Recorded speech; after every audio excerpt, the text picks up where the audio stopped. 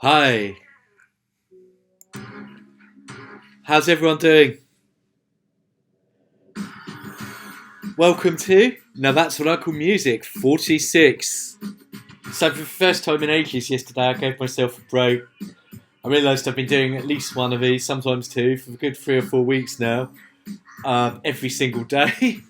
And yesterday, I just thought I'd do some other stuff instead. In preparation for a really, really good volume, I think. I've got an awful lot to talk about with this one.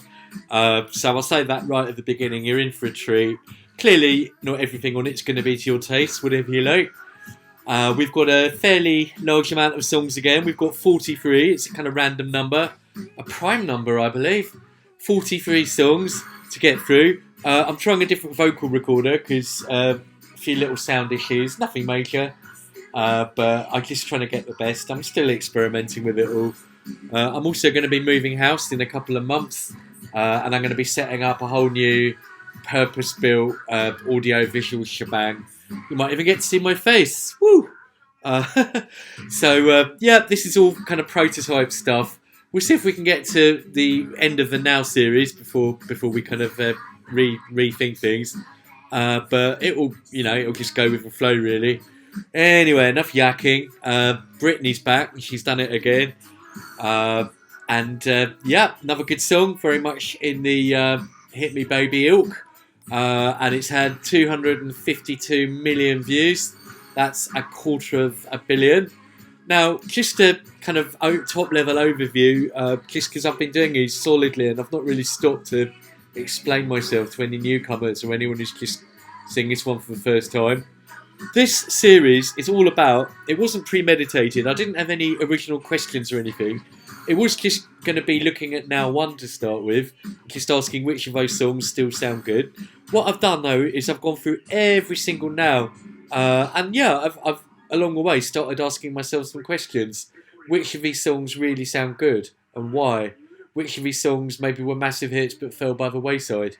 How has pop music changed? Has pop music got better? Has it got worse? I think what I'll say so far is rather than getting better or worse, there's just become more of it. And I think that's reflected in the fact that the first Nows had 30 tracks. These ones are like 43, 45. There's just more pop music to go around now. So clearly there'll be more shit stuff. I reckon there'll be more good stuff as well though, really. It's just about basically more of it. Pop music's just expanded and grown. So that's my overriding thing. And I guess we've gone from sort of 7-inch singles to CD singles. And around about 2004, things start to go fully digital. We'll come on to that when we get there. So I think at this point in time, year 2000, it's still very much 12-inch singles, CD singles, maybe some cassette singles. I think this one, massive hit, still popular today. This is as good as anything on Now 1, I think. If you think otherwise, it's probably just nostalgia. And that's another reason I like to do these. Everything becomes nostalgic, and there becomes no difference between 1983 and 2003. So, Britney, Oops, I Did It Again. That's followed by S Club 7 and Reach. As always, I say every single time with them, kids band, made for kids TV. Ask the kids what they think. Adults don't really have a valid opinion on it, other than would you want your kid to hear it or not. I'd have no problems with my kids listening to S Club 7. Perfectly good, harmless stuff. And Reach is one of their more well-known songs. Pretty happy, kind of upbeat song. Fair play, gets a pass. Now, something maybe for more grown-up ears, but I'm sure the kids loved it as well. It's a very, very warm welcome to Sonique, one of the big stars of 2000. Now, Sonique had actually been around for a while. She'd been around with S Express. I don't quite know what she did with them. I don't know if she actually sang with them or if it was more kind of just sort of DJing and bringing in influences and stuff. A singing DJ, there's something you don't get every day. And I guess she did some production and stuff as well. Bit of an all-rounder. And this song, It Feels So Good, I'm sure it made number one. Been remixed loads and loads. Who's still listening in 2020? Over 1,000 people. Wow, this song always reminded me of my wife. She always took me higher. She passed away last year, and it always brings tears in my eyes. Such a great song. My God, who still listens to this in times of COVID-19? 20 years later, it still sounds good. You see, this is who's listening while in self-isolation. This is exactly another reason I'm doing these, is which of these songs actually mean something today, which ones are still resonant. Not just like, oh yeah, I remember that, but actually I still feel something, I still feel connected to this song. Who's watching in 2020 all? Yeah, a lot of people still like this one, obviously. Played this track last night at my gig. Crowd went crazy. That was a couple of months ago when we were still gigging. Wow. Great stuff, Sonic. You made a lot of people happy with this song. And I don't even think it's your best. That's still to come. Right. Mary Mary follows with Shackles and Praise You. I quite like that one, actually. It's quite commercial. It's kind of R&B with a gospel-y thing. A big chorus. Yeah, good song, really. I don't know if it's still played a lot. But it's quite a big hit, certainly in my house. Right, got to tell you, Samantha Mumba, very forgettable. Didn't she do one with Ashes to Ashes in it? It's not this one. So it's not bad, but it's up against Sonic and stuff. It's nothing. Right, another really good song by a really good artist. Yet again, I find myself saying, great work, Gabrielle. Before I started this series, I didn't really give Gabrielle a second thought. Bit like The Beautiful South and Cast. When you actually go through how many great songs they did and how many of them are on the nails, and they just consistently come up with the goods. I mean, When the Woman by Gabrielle is a great song. It's almost like late 60s. It's semi-Motown, semi-Northern Soul, but it's also got a kind of more, I don't know, like loungy pop feel. And it's just her great voice. Yeah, Gabrielle, really underrated. But really one of the UK's all-time best singers. Really doesn't get the credit she deserves. Anyway, I'm giving her credit. Make up for it. Kylie, on the other hand, gets loads and loads of credit. Yeah, is she really all that vocally?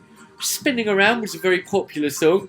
It's very professional, very slick. Radio will love it. It just kind of leaves me cold. It's all just kind of music by statistics. It feels very kind of demographically based. Like, okay, we'll put this in for the 10-year-olds, this in for the 20-year-olds. And it just doesn't really feel like it's got any heart or soul. And it's catchy in a kind of like way that a music program would say, if you put these notes in and these notes, then you'll come up with a hit record. It just feels like a computer generated it. Really almost soulless. And I don't want to hate on Kylie because she's a great performer, but not feeling that one. Sex Bomb, Tom Jones and Moose T. I would play this one, but I've already played his last two, and I don't want people to think I've got a fixation with him. So we'll describe it rather than play it. Yeah, it's another really good Tom Jones song, another really good and unlikely collab. This time with Moose T, who were horny last time. Now they're talking about sex bombs. And Howard Brown, I think it was, from a Halifax Adverts, even did a version of it. It's kind of housey, funky, party sound. Great vocals by Tom Jones. What can you say? Okay, you and me, baby, we ain't nothing but mammals, so let's do it like they do it on the Discovery Channel. Here's a weird song. Bloodhound Gang. Who remembers this one? Wow, it's had another massive amount of hits, even more than Britney. 326 million views. That's a third of a billion. That's what we mean by big impact. I think most people know this song, if not just the chorus. It's weird, the music sounds like early 80s stuff, really. It really does. With kind of rapping on it. I guess it's kind of rock rap, really, but it's very pop. It's more pop than either rock or rap, really. It's kind of alternative. They're from Pennsylvania, I gather. Or rather, I looked it up on Wikipedia, pretending I knew it. Yeah, would you call this a one-hit wonder? I mean, they've been around for loads and loads. They've been around since the late 80s. I don't think they had many other famous songs in England, so I would say this is probably their most famous UK song, but way more to them than just a classic one-hit wonder. So a weird oddity, this one. Don't Be Stupid, Shania's back. It's kind of cheesy as hell. But I've got such a soft spot for Shania, and she just sings so well. And her vocals are really good, and her lyrics are alright. Don't be stupid. It's kind of a stupid song, and that's what makes it kind of appealing. It doesn't really take itself too seriously. It's almost river dancey. It's where country and western meets Irish music with that kind of fairly techno-y dance beat. So again, it's really, really not country. If we thought Shania Twain was a country singer, I mean, it's pure pop, really. But it's a culture clash thing, you know, Irish stuff, American stuff, and a bit of Euro beats. And taught by a great song with funny vocals. Relax, Jack, or whatever. So yeah, good stuff. Billy Piper, Day and Night. Another one a bit like Kylie. It just feels it's computer generated, no real soul or heart. Don't get me wrong, I'm nothing against using computers to make mashup electronica from Hades. But when it's just generic bland how to have a radio hit with no humour, you need humour. You need that thing that says we know what we're doing. But stuff like Billy Piper, Day and Night. Sorry, Billy. Okay, ditto Louise. I'm still surprised that you're still going. Two-faced. I mean, I do give her credit, but she's had so many singles that I'd totally forgotten. But I just don't know anything about them. I've got nothing to say about them. And I put it out to you guys. If there's anything interesting or notable, or anything about pop culture to do with Louise and Two-Faced, add it to the comments. Seriously, I'd love to hear it. Right, one that I really do think has influenced pop culture, and I'm really, really sad lost this. Really, really sad. Because you want to learn to draw and impressive artwork from scratch? 2 minutes, 2 seconds. Right, here we go. Yeah.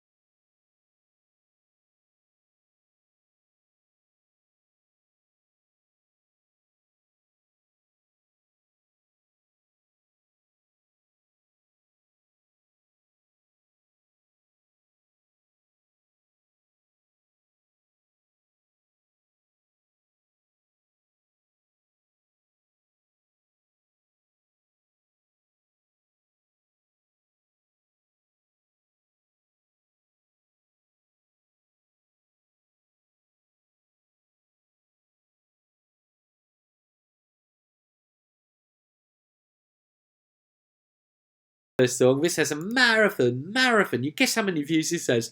437 million. That's like literally 500 million, pretty much. Even more than Britney. Yellow by Coldplay. I would go on to like a lot of their stuff more than this particular one, but it's definitely like what do you call it? A game changer song. I'd always try and play the first big single by any act. We're going to have lots more songs. So hello, Chris Martin. Still think my favourite Coldplay songs may be in my place, but we'll go through them as they come up. So yeah, good stuff. Great stuff. Now, we follow this one with another good song. Indie's coming back again after a bit of a hiatus, I'm pleased to say. Richard Ashcroft and a song for the lovers. Now outside the Verve, but it's still got his hallmark vocals on it. So that one's a good song. Yeah, great stuff.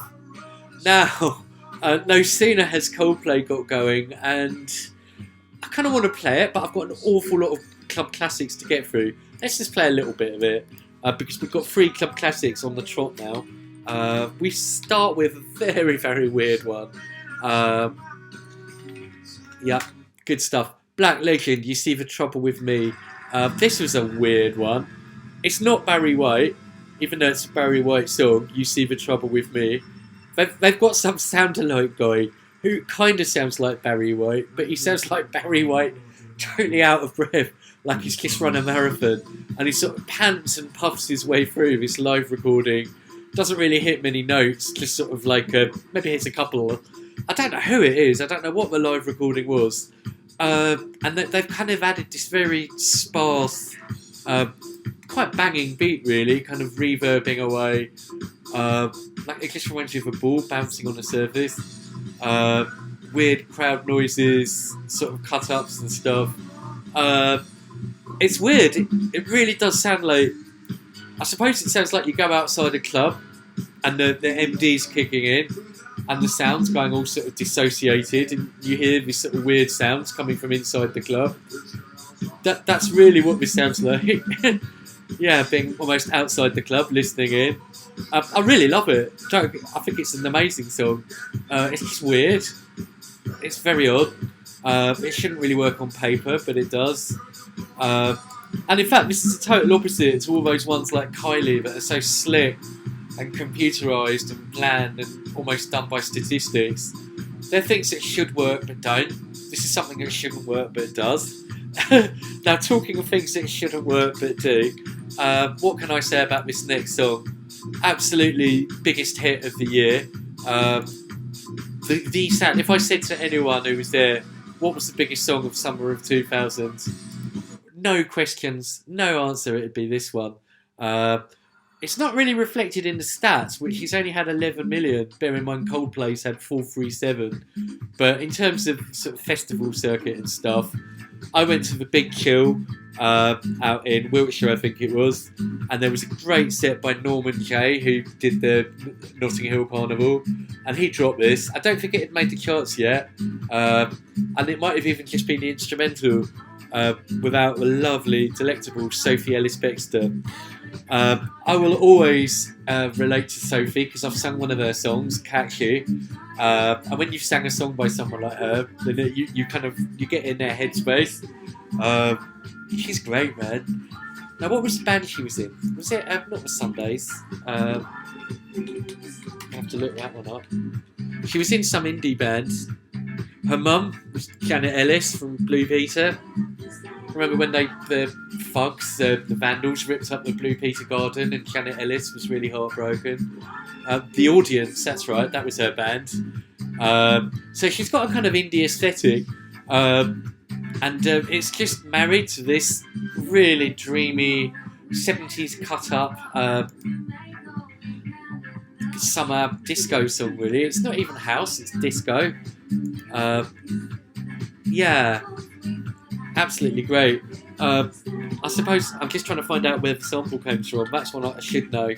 A bit of pop trivia knowledge. Love Is You by Carol Williams with the Sal Soul Orchestra. Love Is You, check that one out. That uses the backing, but they put on a new vocal, partly reworked by a guy called Rob Davis. And Boris Glugosh, our old friend's back again. He was the guy who did Moloko, Bring It Back, Sing It Back. So a real kind of meeting of minds and stuff. And as if it wasn't a good tune in its own right, it also stopped Push Spice making number one. So that's just a cherry on the cake. And we follow it up with another classic. They're doing a lot here, aren't they? I did tell you there's a lot to talk about in this one.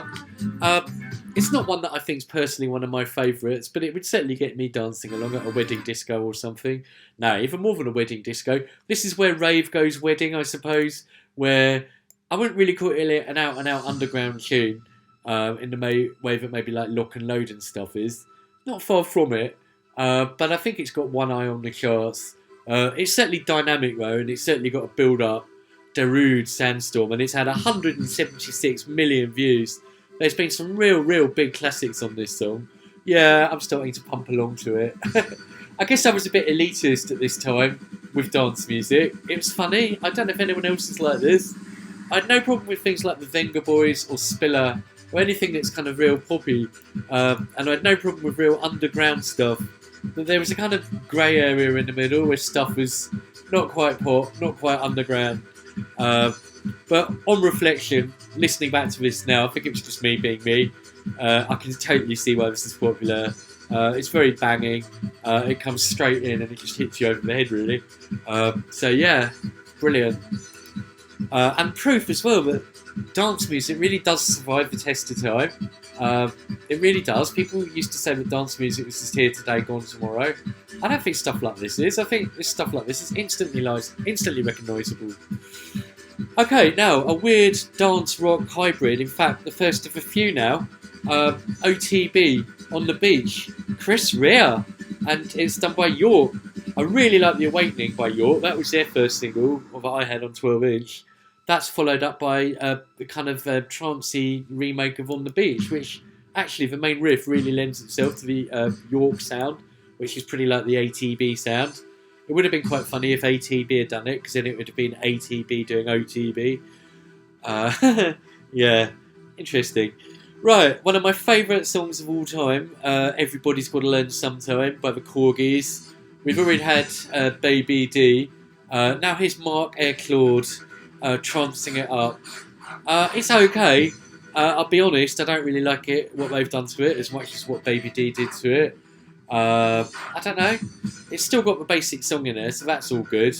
But maybe it's just a mix. Maybe you need to find some obscure 12-inch mix of it.